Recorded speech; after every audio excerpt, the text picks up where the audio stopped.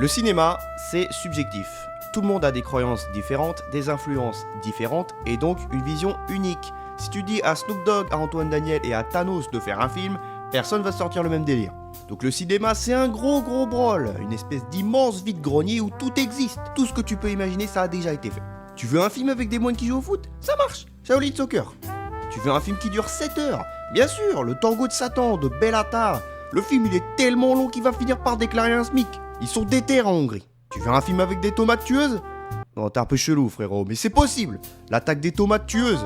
Et si t'en veux plus, il y a même une suite avec Georges Clooney. Tes mains le mulet, il y a son talent d'acteur dedans. Du coup, pour mettre un peu d'ordre dans tout ça, on a créé ce qu'on appelle un genre, qui en gros regroupe un type de film particulier dans une catégorie. Western, comédie, film noir, etc. Et pour savoir comment tel film appartient à telle catégorie, on se base sur les codes distincts de chaque genre. Le western, c'est le Far West. La comédie, ça nous fait rire, etc. Les codes peuvent varier, ce qui donne des sous-genres. C'est pas hyper cartésien non plus, mais c'est fait pour qu'on s'y retrouve. Et parmi ces genres, il y en a un particulièrement intéressant, le huis clos. Déjà, le terme huis clos, d'où ça vient? Il faut remonter au Moyen-Âge. En latin, huis signifie la porte d'une maison et clos signifie fermé. On mélange et paf, ça fait des chocs à pic. Non, ça nous permet surtout de donner un nom à ce genre qui, contrairement aux autres, ne se définit pas par une liste de codes à checker, mais plutôt par une règle. L'intrigue se déroule dans un seul lieu pendant la majorité du film. 12 hommes en colère, la corde, le dîner de con, une salle de juré, un appartement ou un appartement en France. À part quelques exceptions, on est toujours au même endroit. Alors on peut se dire, c'est quoi l'intérêt de filmer dans un seul lieu pendant tout le métrage? Au cinéma, tu peux faire ce que tu veux, alors pourquoi tu t'emmerdes? Prenons l'exemple de 12 hommes en colère. 12 jurés, tous de milieux sociaux différents, débattent sur la culpabilité d'un meurtrier. Ici, on va se concentrer essentiellement sur les personnages et les dialogues. Du coup, le fait de centraliser l'action dans une pièce, ça fait qu'on porte notre attention sur la discussion, qui est la partie la plus importante. On n'est pas distrait par le décor, vu que c'est des murs. Si tu fais une scène de dialogue devant les chutes du Niagara, c'est sûr que ça va pas donner le même effet. Et en plus, c'est très con. Dans 12 hommes en colère, le huis clos développe l'intensité du film. Les personnages sont bloqués et obligés de débattre, ce qui fait ressortir leur vraie nature et leur véritable vision de la société. Pour certains assez pessimistes, c'est une manière de forcer le conflit et donc la résolution de l'intrigue.